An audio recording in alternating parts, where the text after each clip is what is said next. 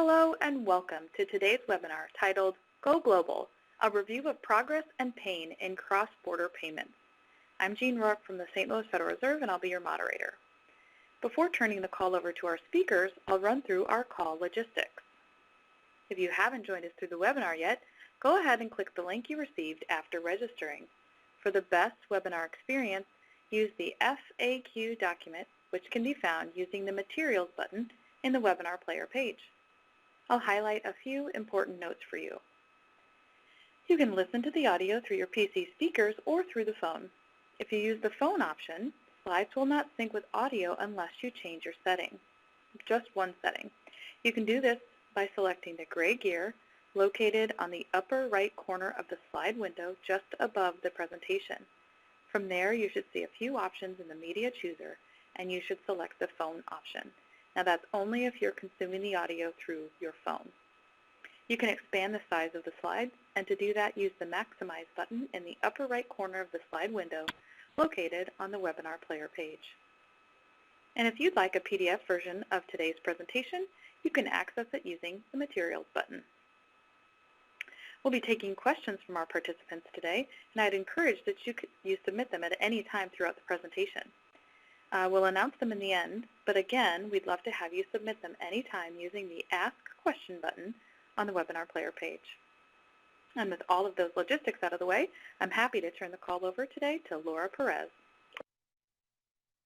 Thank you, Jean. Hello and welcome. Thank you for joining us today.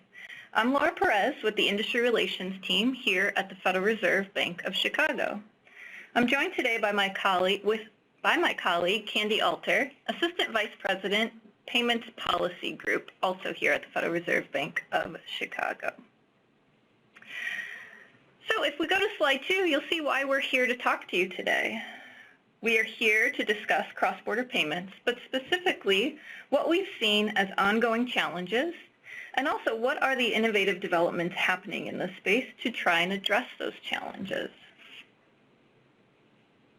All right, taking us to slide 3. Why is cross-border landscape of interest to us?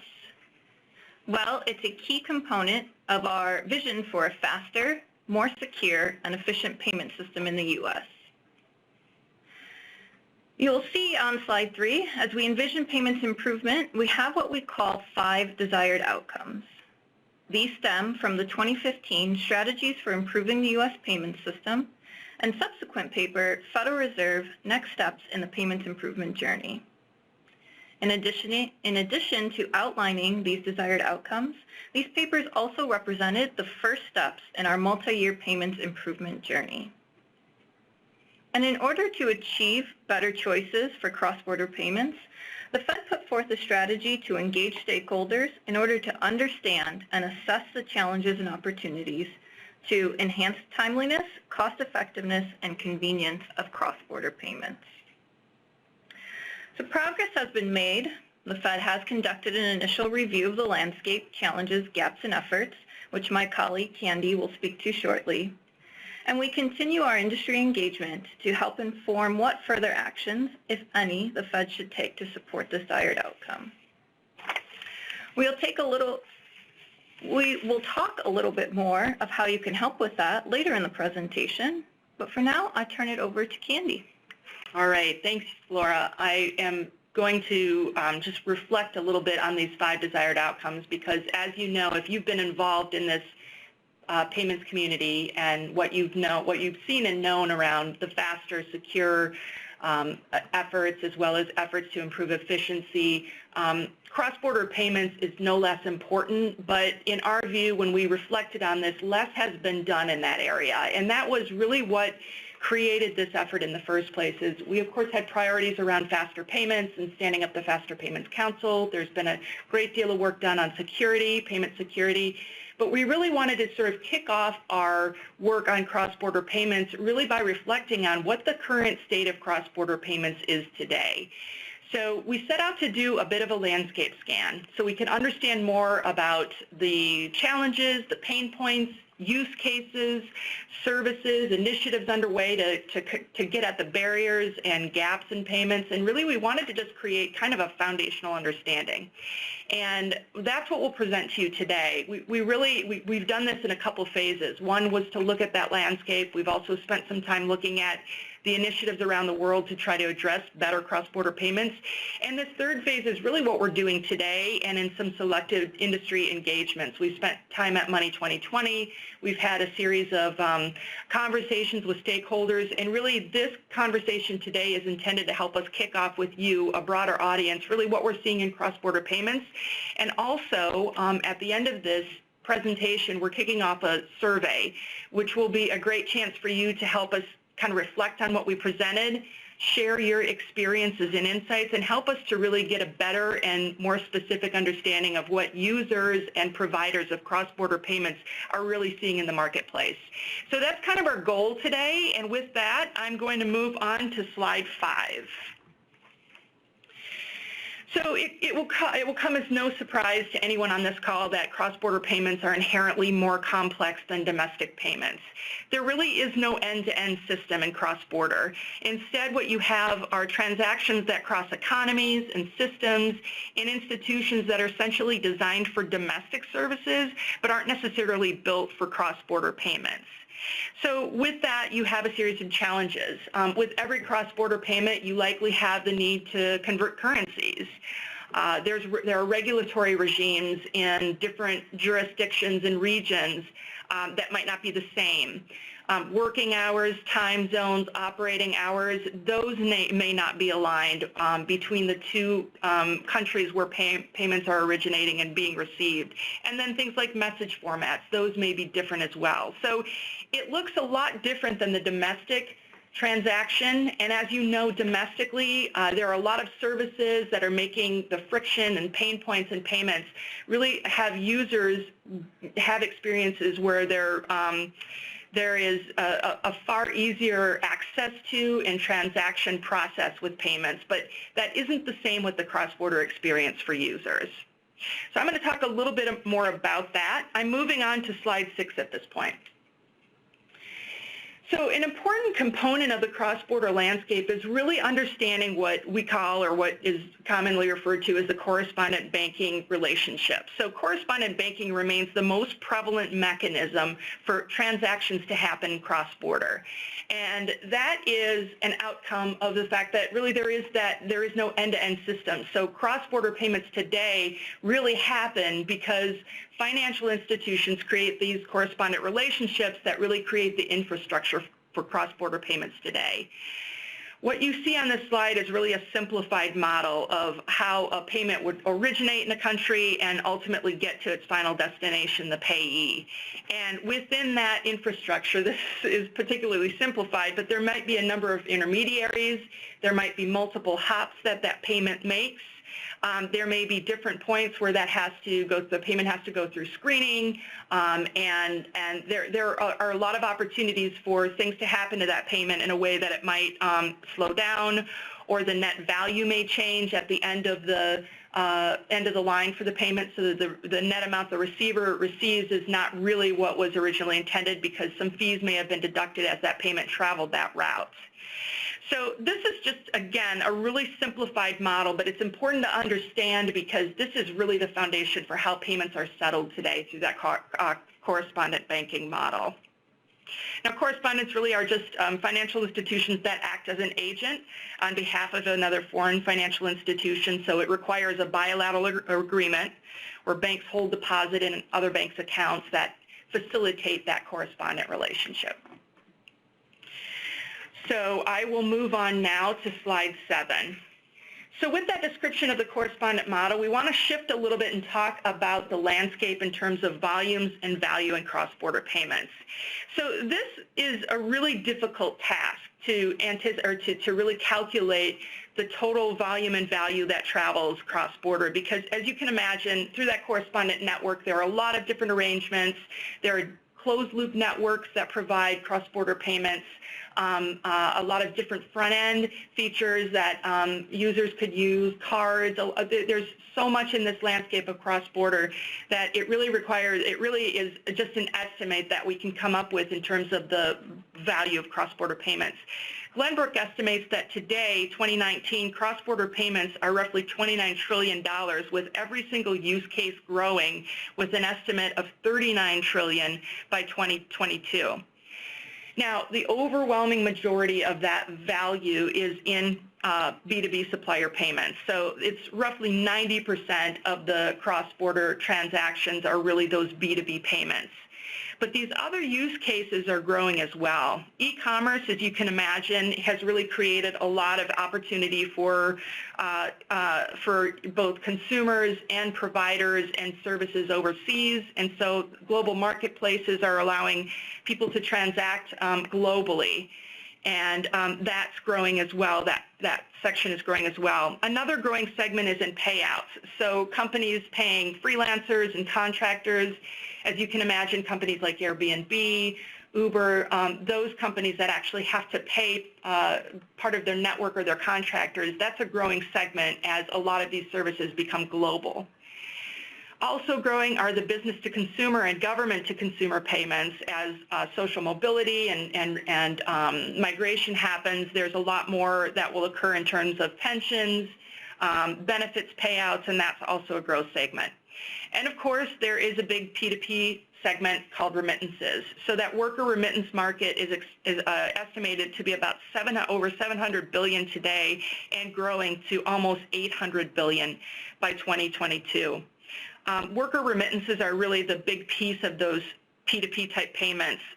Migration is increasing across the globe. UN stats suggest that in 2017, 34 of 1,000 adults were living in a country other than their country of birth. And so you see a lot of that mobility is increasing in that P2P remittance area as well. The UNS is a big originator of cross-border payments, with a lot of payments traveling to countries like Mexico, China, India, Japan, and others. So this just gives you a bit of a snapshot of those global volumes on cross-border payments. Now I'm going to move on to slide 8. We want to talk a little bit more about user experience in those use cases in terms of what businesses and consumers are experiencing. So really, we kind of bucket them uniquely in that businesses are really both those large global supplier payments, but also that small to medium-sized business is a high growth area for B2B payments. As you can imagine, with global trade increasing, with markets and the internet allowing these small and medium businesses to have access to markets, it's definitely a growing segment within that B2B segment. A lot of times these transactions may be less frequent. They may be of lower value, and so those typically define those small to medium business size payments. On the consumer side, we consider those worker remittances, P2P payments, but then we also bucketed in that category e-commerce, so person-to-business payments and then business-to-person payments, or those payouts. So remittances are largely served through a lot of these closed loop networks like MoneyGram, Western Union, TransferWise, and they also tend to be, maybe they might be regular, but less frequent and of lower volume, or of lower value rather. So across consumers and businesses, particularly in those users that might not be frequent users of cross-border payments, they tend to experience the challenges of perhaps maybe using a service that might not be their everyday service, the bank that they're doing business with. They might have to find another service provider to transact globally. Cost tends to be higher. In a lot of these cases, FX costs. In remittances, for example, there's been some estimates by the Committee on Payments and Markets Infrastructure that estimate on average those remittance payments experience about a 7% transaction fee associated with that payment. So the cost is quite high for some of those. Transparency is also an issue, as you can imagine, particularly as payments travel across the globe. A lot of times there is less predictability in when that payment will ultimately arrive and really what the final amount will be in that payment. So there's less transparency, and then speed, of course, is a challenge as well. As transactions may be held up, if there's some exception, there's a lot more manual processing. There are some intermediaries that might have to handle that payment, and so transparency, speed, and cost are all pain points relative to cross-border payments for both consumers and businesses. I'm going to shift gears now. I'm going to go to slide 9 and talk a little bit about the systemic challenges. So we've spent a little bit of time talking about the user pain points, but really we looked at really what are the barriers that make it really difficult to solve this cross-border challenge. And we think they sort of tend to fall into 3 major buckets. The number one that we've heard is just regulatory issues. Complying with regulatory standards for providers and users may be different in different jurisdictions.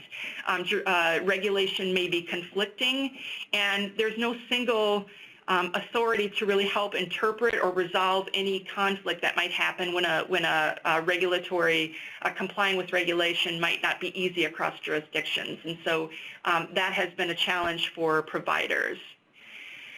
Additionally, in cross-border payments, there's been a decline in correspondent banking relationships. In the last 7 years, there's been a 20% decline in those correspondent relationships, 10% in the most active corridors.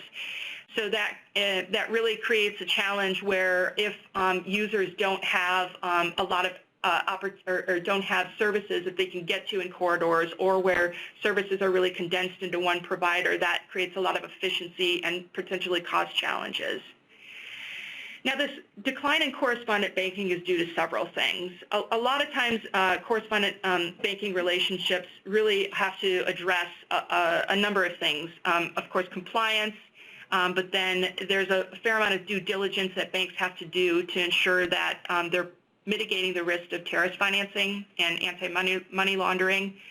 And so where this is challenging, where the volumes don't justify the cost, that's where we're seeing a lot of the correspondence decline. So in areas where there may be risk jurisdictionally, or in relationships where banks that they may be doing business with, they have business models or frameworks that a respondent bank doesn't feel comfortable with. Those are areas where we're seeing most of the de-risking.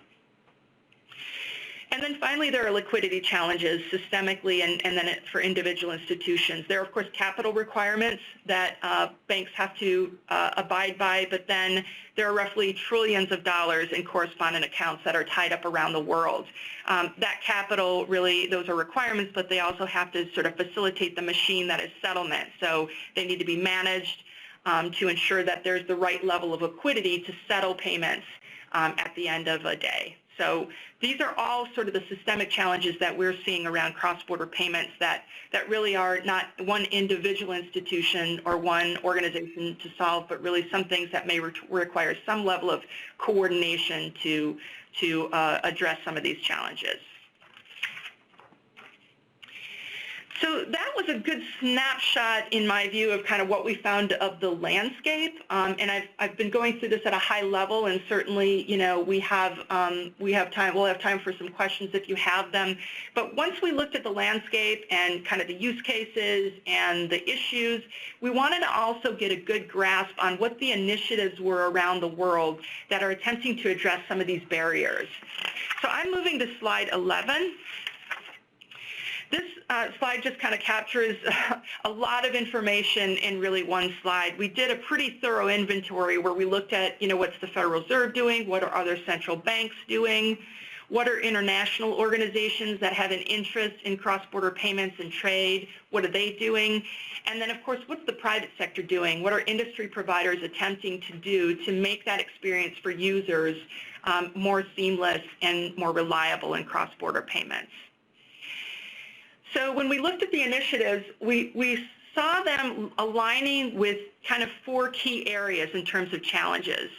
First, that decline in correspondent banking is an area where a lot of organizations are really putting a lot of focus. So there's a lot aimed at stemming that decline in correspondent banking. The Financial Stability Board, the Financial Action Task Force, and other organizations have action plans and frameworks that are helping to create efficiency for those cross-border correspondent relationships. There are industry things that are occurring. The Wolfberg's group is a consortium of banks, and there's been a work that they're doing in trying to standardize some of the information. There's a due diligence questionnaire that they've created that intends to sort of standardize the information when creating those correspondent relationships. So just about any organization that has anything to do with facilitating global trade and money movement really is trying to address that decline in correspondent banking. The goal there being to keep that correspondent network robust and functioning efficiently. The second area where we found challenges, efforts trying to attempt challenges is in that area of settlement. So a lot of the innovation that's happening around cross-border payments is very much on the front end. So either that front end where a user may be able to access services more efficiently, but really the back-end settlement still relies quite heavily on those correspondent relationships and the movement of money for settlement. But there are innovations that are attempting to address that. A lot of central banks are looking at how they might interlink ACH or real-time gross settlement systems. And of course, there's a lot of fintech addressing this area as well. There are cryptocurrency efforts like JPM Coin, some of the bank-based digital currencies that are attempting to create better settlement mechanisms between their institutional clients, for example. That's an area that's attempting to address settlement. And then we have a lot of central banks around the world that are looking at exploring what it might require or what the impact may be of issuing central bank digital currencies for the purposes of cross-border payments. So those are some examples of the areas that are really being targeted to address that settlement piece for cross-border. There are also initiatives to address access and convenience. So a lot of innovation happening on, particularly in that remittance area, on creating online and mobile applications so users have the ability to transact and send remittances without having to go to a retail location or a bank to do so. And then a lot of efforts to create that, to smooth that last mile of the payment. So in an area or a region where a user has to maybe travel to a retail location to get a payment or may not have access to a bank, there are efforts to attempt to kind of create more efficiency in those realms as well. We're looking at a lot of partnerships. We've seen a lot of banks and closed-loop networks maybe partnering to expand their global reach for cross-border payments. And then there are initiatives that are a little creative in terms of like Western Union and Amazon are partnering to make it possible for users to purchase through Amazon and then take their local currency to a Western Union location to actually pay for merchandise that they might have bought on Amazon if they don't have access to another payment instrument. So that's just an example of some of the things that are happening to impact access and convenience. And then, of course, there is a lot trying to get at the issue of speed, cost, and transparency for cross-border payments.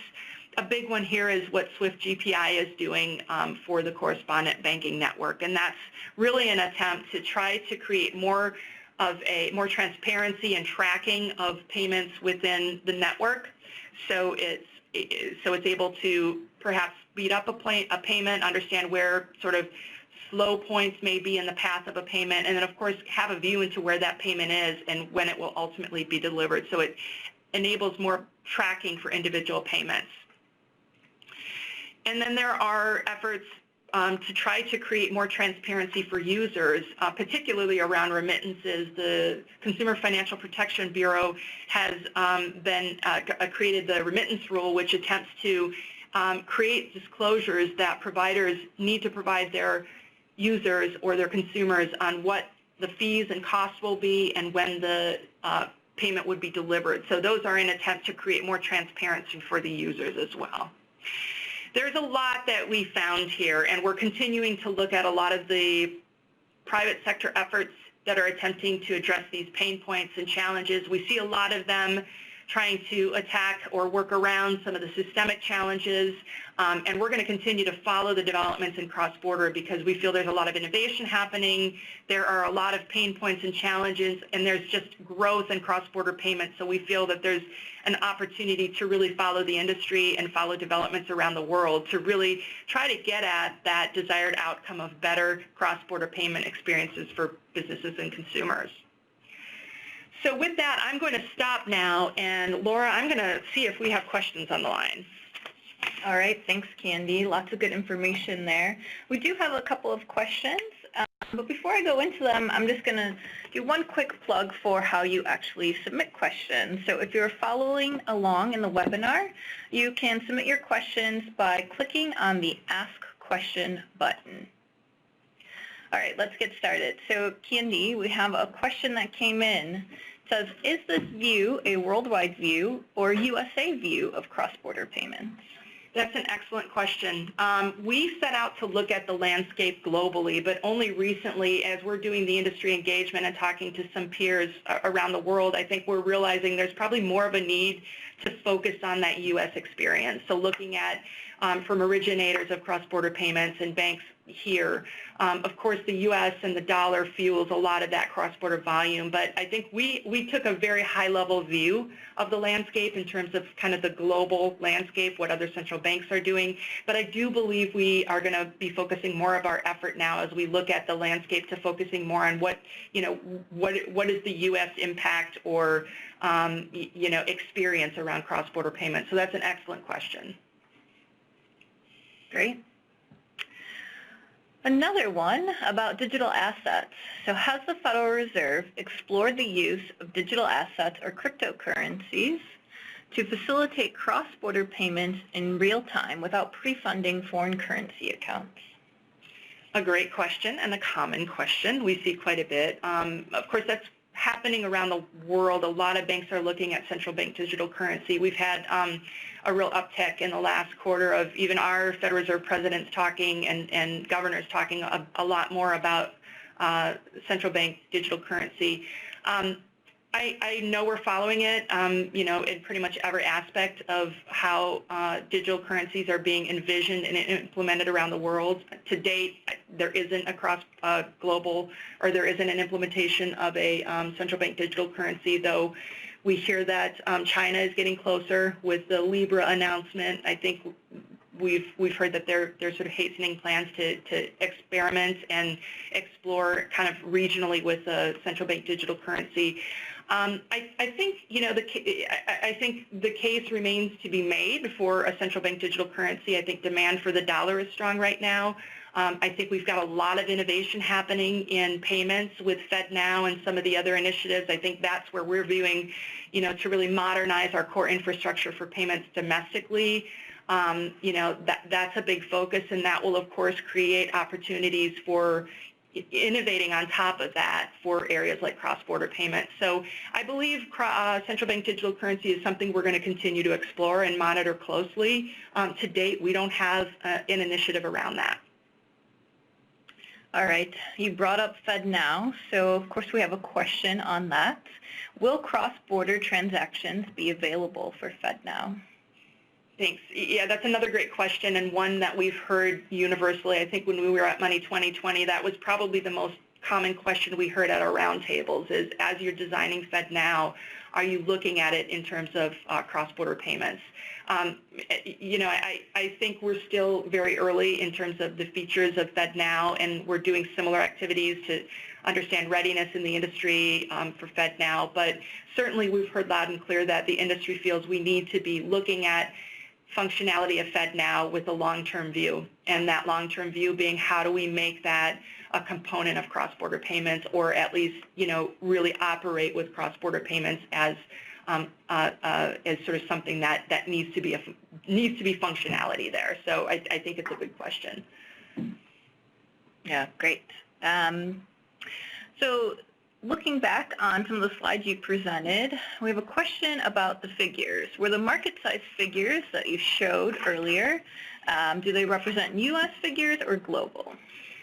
These are global figures, and again, these are estimates.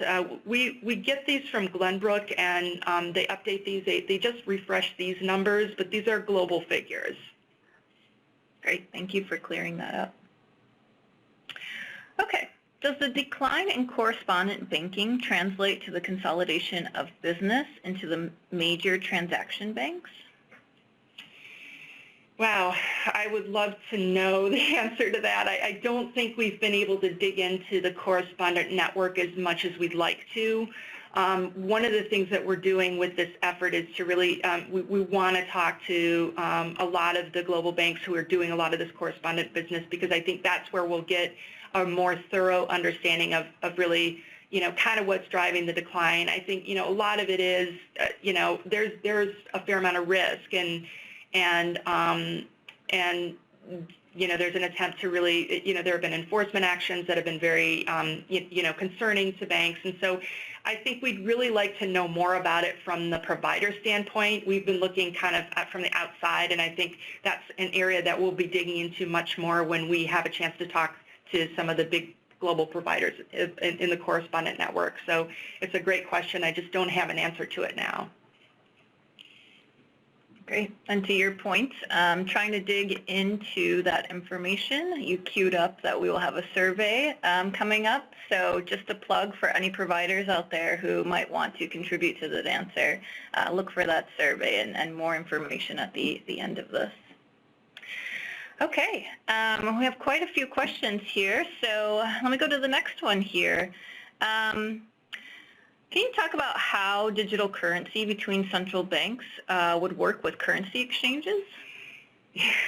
Again, I wish I could. It's a really tough question, because I think there's a lot of expectation that digital currencies are going to be a primary disruptor in cross-border payments, but you still need to do the conversion. There's still, there isn't a global currency, and I don't know that a digital currency would sort of serve that purpose without the, you'd still need to do the conversion. So I think, I think that's another area where I think we're going to keep looking at is like, what are the actual mechanics behind that? So I think it's an astute observation and question. Okay. Let's talk a little bit about the decline in correspondent banking relationships. What are the drivers for that decline beyond growing regulatory and compliance requirements that provide, perhaps unintended, incentive to reduce relationships? Well, I think they kind of center on profitability and risk, really. I think in terms of profitability, there are hard costs to compliance, and I think those are some of the drivers. But of course, we're trying to find out more about this, particularly where those relationships are declining. We've seen a decline in areas. I'm trying to find my numbers here. There are certain regions where we're seeing that more. I think there's a IMF paper that was issued in 2017 that talks a lot more about the decline and the reasons behind it. It really is just de-risking. There's a fair amount of risk, particularly with correspondent partners. We've heard a lot from some of the closed-loop networks who've worked with correspondent banks that sometimes it's very challenging to create those relationships with non-bank providers. They see those as high risk. There are jurisdictions, the Bahamas, Panama, we've seen a decline in those regions. I don't know what's driving those, but certainly you see like in Kuwait and other areas where there might be higher risk for certain risky activities, that may be a driver of the decline in correspondent banking. So I think it's really just banks assess their risk profile and their profitability picture, and then they make decisions based on that. So I think that's sort of taken in total, it contributes to that decline. Great. So an opportunity to level set here. What is cryptocurrency? So cryptocurrency is a very broad category for digital assets that, we're seeing them take on different flavors. Of course, everybody knows in 2018 Bitcoin emerged, and that was sort of a rogue currency. It was a currency that wasn't backed by or centralized, and it's currency that operates on a blockchain or distributed ledger. I'm sure these are not new words to anybody on this call, but we're seeing a lot of evolution in cryptocurrency. For example, there's the emergence of stablecoin. Cryptocurrencies like Bitcoin don't operate well as a payment system because values fluctuate a lot. And I think actually to transact a Bitcoin now, the amount of time it takes, it could be up to an hour for a transaction to occur. So those independent currencies like Bitcoin don't really operate well as a payment system. And I think that's why we've seen the emergence of stablecoins, which attempt to peg their value to an asset like a basket of currencies. Libra, the announcement, Facebook's Libra announcement, that was their model, is they wanted to peg it to a basket of currencies, to the U.S. dollar, and they're really a way to kind of create cryptocurrencies that might operate as a payment instrument. So cryptocurrencies, it's a broad category. Central bank digital currencies, that could be viewed as a cryptocurrency. Of course, you have like in-game. My son is a big Fortnite player, and V-Bucks are the currency that he uses mostly. So, those are sort of in a closed loop. I think all of those things can encompass a cryptocurrency. But we're seeing a lot of evolution in that to where they're starting to develop, we're starting to see different flavors of currencies emerge.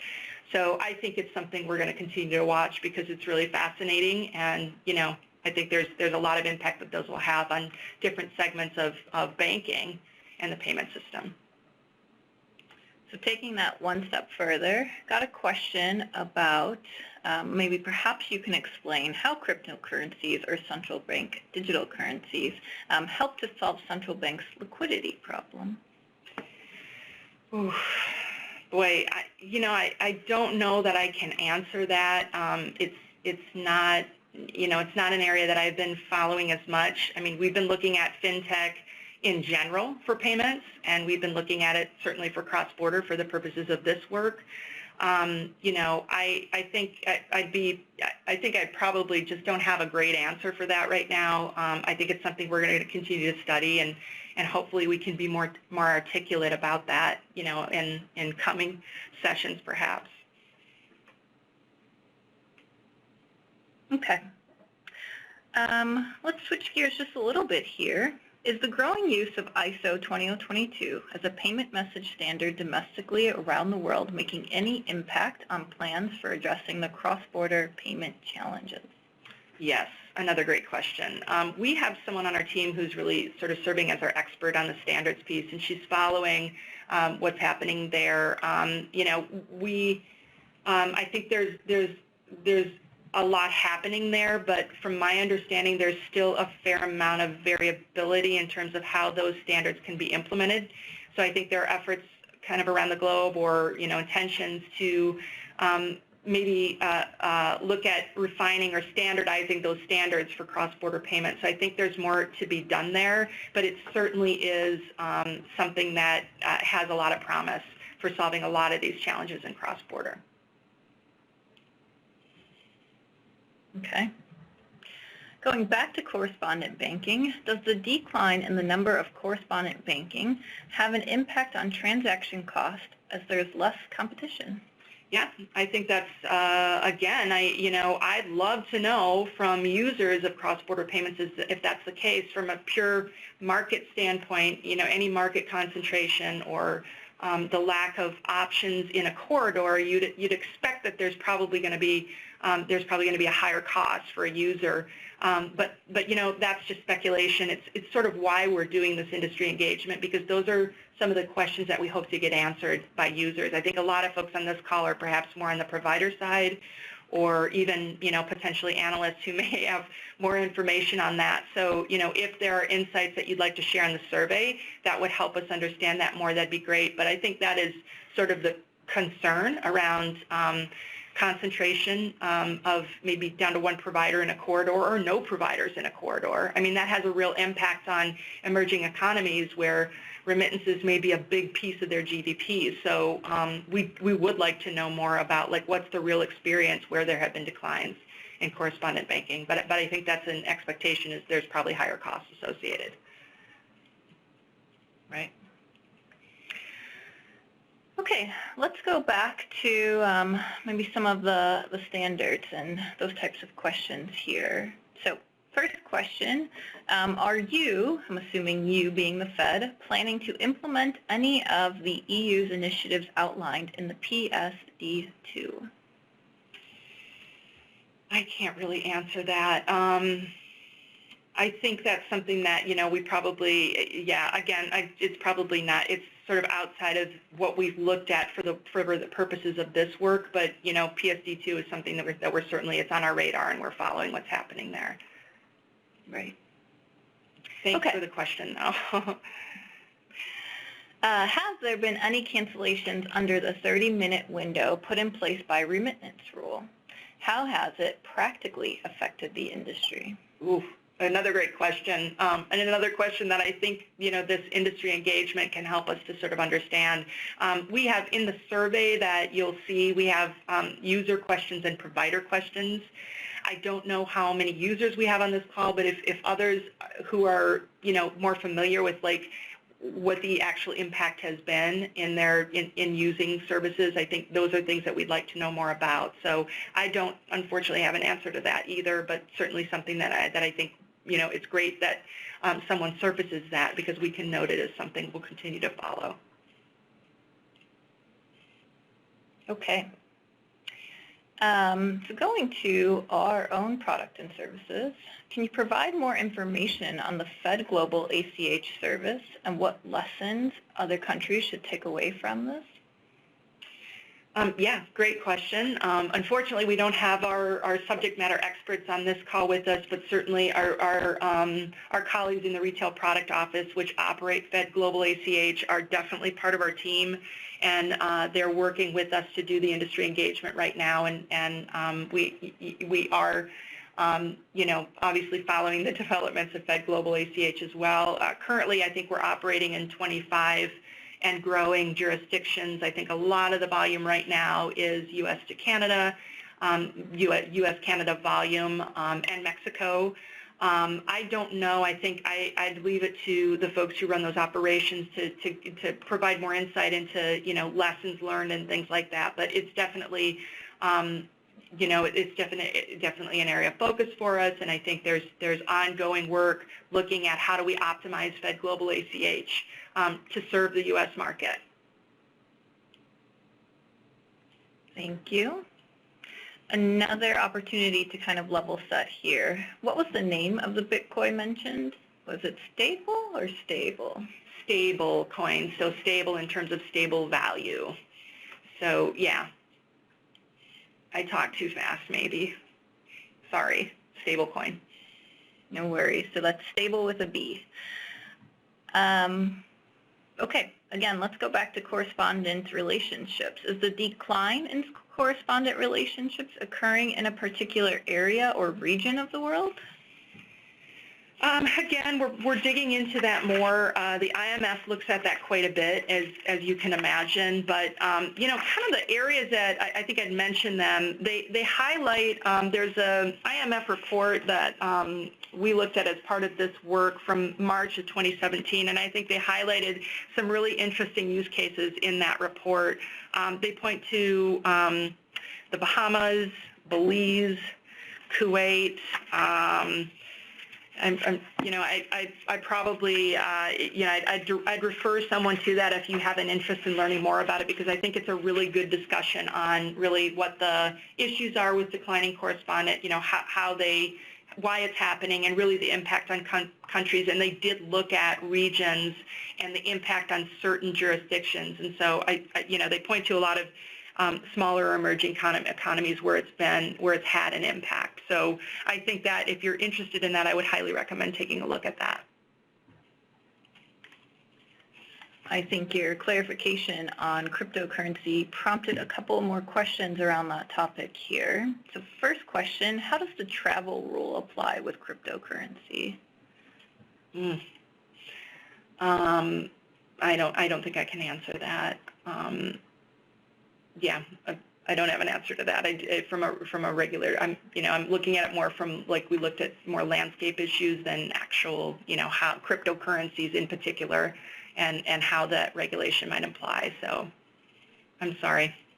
That's okay. Next question, regarding a recent comment, wouldn't a sovereign-backed digital currency be more like a fiat currency and not a cryptocurrency? Yeah, I think it would. I guess it depends on how it's implemented. There's a lot of work I'm seeing a lot more research on, what's the mechanism to getting that digital central bank currency into the market, and we're really requiring intermediaries like banks to do that. The Fed offering a digital currency directly to the public, there's a lot of inefficiency there, or, it could be a big issue, not inefficiency as much as like it's a big change to our operating model today. So I think there's more research that needs to be done around that, but I think, from the cross-border standpoint, we're looking at it more for like how can these cryptocurrencies really serve as a mechanism for settlement for cross-border payments. We should do a webinar on cryptocurrencies. I'm getting that feel. Getting people who are really smart about those to talk about them. Okay, a couple of wrap-up questions here. We've gotten fantastic questions, so thank you for being an engaging audience here. So just a couple to bring us home. First, what cross-border payments initiatives, issues, trends should community banks be on the lookout for within the next year, perhaps next 3 years? Yeah, again, like I would love to know more about the community bank experience around cross-border payments. I mean, any chance I get, I talk to folks around that, to find out like are particularly rural community banks, are they, what's driving their volume in cross-border payments? And, a lot of the conversation we're hearing is that it depends on if there's a certain community where concentration of immigrants may settle, like that really requires them to sort of create corridors and relationships that allow them to serve remittance payments. Or if a manufacturing company within their portfolio starts to export, import, things like that may drive their cross-border experience. But I think it's really important for us to learn more about how our community banks accessing cross-border, what are they doing when they find they may not be able to serve a corridor? How do they handle that? Of course, there's always the risk that if a company has to start using multiple banks, that may be an issue for retention and things like that for businesses. But there are other things like the Remittance Rule, the Consumer Financial Protection Bureau Remittance Rule. There's been an exception for banks that are sending under 100. I think they're exempt from some of the disclosures.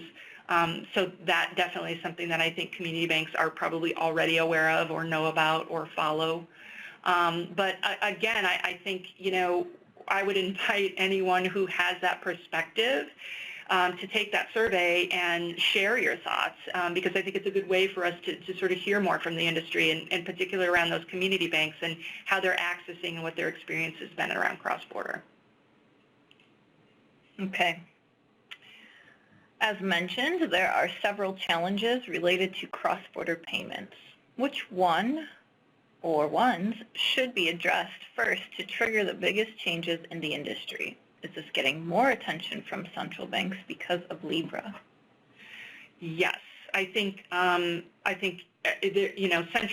cryptocurrency has just been, if you look at around June, I think we looked at what happened around June when Libra was announced, and you could see the whole market, the market cap of cryptocurrencies just shot up and then fluctuated from there based on a lot of the regulatory and central bank scrutiny that Facebook received after that announcement. So it has really forced, I think, a lot of discussion around like, what does this mean for regulation? What does this mean for central bank digital currency, sovereign currency, and things like that. So I think it has really created more discussion around what cryptocurrency, that Libra announcement. And I'm sorry, what the other part of the question had to do with? I might have missed it. Yeah. Okay, that's all right. I know we've got there are like a jillion questions popping up right now, so. Okay. Well, let's go to one final kind of pointed question before we do a wrap-up here. Is there a greater barrier to working with underdeveloped countries or continents compared to others? Africa versus Europe, for example.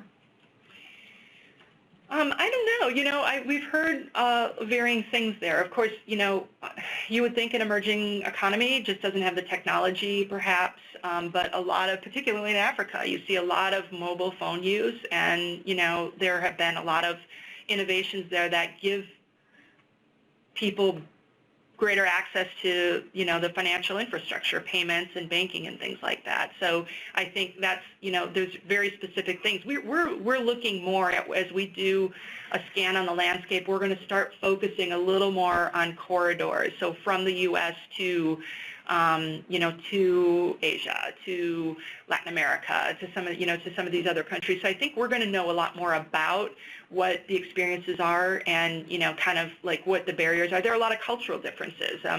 Card use is being, there's a lot of, the card networks are doing a great deal to sort of expand their cross-border reach. And, I think there are just like a lot to learn about, like, is that, there are societies that are heavy cash usage. There are societies that aren't, so there are economies that aren't. So I think a lot of those nuances will be really interesting to look at when we continue to scan the cross-border landscape, to look at what really in those corridors are kind of the core issue and learnings. So more to come on that. Okay. On that note, what are the Federal Reserve's next steps for this cross-border payments work?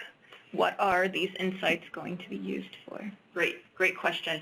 So we, of course, continue to engage the industry, working with you, Laura, and the industry relations team. We're in the process of doing, kind of this effort to sort of present what we think we know at this point and gather insights. I mean, again, we did a high-level scan of this, and so our goal was to get out in front of the industry, have conversations with people who really have the experience with either providing or using cross-border payments or following cross-border payments.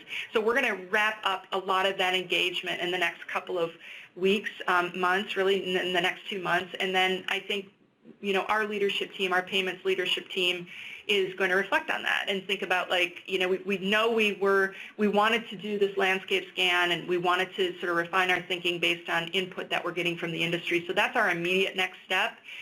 We don't know what that will require next, and I think, is there something we can do, or should there be something we do? I think those questions remain open at this point, and really we just want to continue to engage with the industry and make sure that we're following and understanding what the impact is of some of these issues, as well as some of the developments in cross-border payments. So that's really our big goal right now, is to stay abreast and then be reflecting constantly on what, if anything, should and could be done. Okay. Well, I'm going to let you off the hook for the last 2 questions here. I think I can take these in our wrap-up.